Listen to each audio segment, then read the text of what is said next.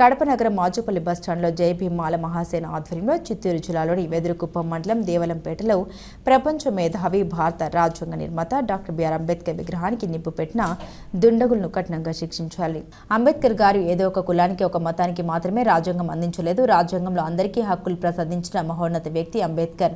ఈరోజు ప్రభుత్వం నడుస్తుంది అంటే కారణం భారత రాజ్యాంగం మరియు అంబేద్కర్ ప్రసాదించిన రాజ్యాంగ ఫలాల వల్లనే. అటువంటి మహామేధావి విగ్రహంకు నిప్పు పెట్టిన కుల అహంకారులను ప్రభుత్వం కఠినంగా శిక్షించాలి. వెంటనే వారిని అరెస్టు చేయాలని జై మాల మహాసేన రాష్ట్ర అధ్యక్షులు పల్లెకొండు సంపత్ మరియు చైతన్య డిమాండ్ చేశారు. ఈ కార్యక్రమంలో జై మాల మహాసేన ఉపాధ్యక్షులు బిఎల్ లారెన్స్, కార్యదర్శి వసంత్, శాసున్, నాగార్జున తదితరులు పాల్గొన్నారు.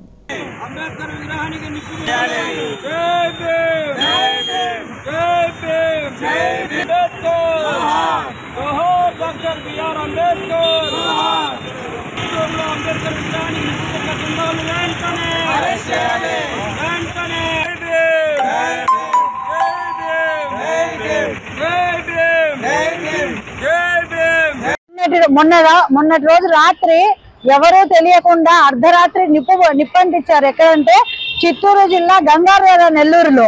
ఆ దుండగుల్ని వెంటనే శిక్షించాలని మా జై మాల మహాసేన తరఫున మేము డిమాండ్ చేస్తున్నాము. రాజ్యాంగ హక్కులను మానవులలో మన దళితులు, శూద్రులు అనే వాళ్ళని ఎలా ఏమి అనే బ్రతకలేని దాని దగ్గర నుండి బ్రతుకు ఎలా బ్రతకాలి, మనకు చదువు ఉంటేనే మనకు విలువలు నేర్పించిన వ్యక్తి, మనకు హక్కులను ఇచ్చిన వ్యక్తి ఎవరైనా ఉన్నారంటే అది డాక్టర్ బిఆర్ అంబేద్కర్ గారు.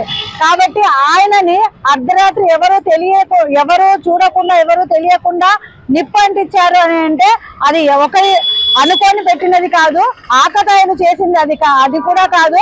కానీ అక్కడ ఎవరైతే చేశారో ఆ పనిని ఖచ్చితంగా కఠినంగా శిక్షించాలని మేమందరము డిమాండ్ చేస్తున్నాము. జై భీమ్. అందరికీ జై భీమ్. ఈరోజు మా జై మాల మహాసేన ఆధ్వర్యంలో కడప నగరంలోని మాచుపల్లి బస్టాండ్లో చిత్తూరు జిల్లాలో జరిగినటువంటి అంబేద్కర్ విగ్రహం పైన జరిగినటువంటి ఆ దారుణాన్ని ఖండిస్తూ మేము ఒక చిన్న నిరసన కార్యక్రమం చేస్తున్నాము.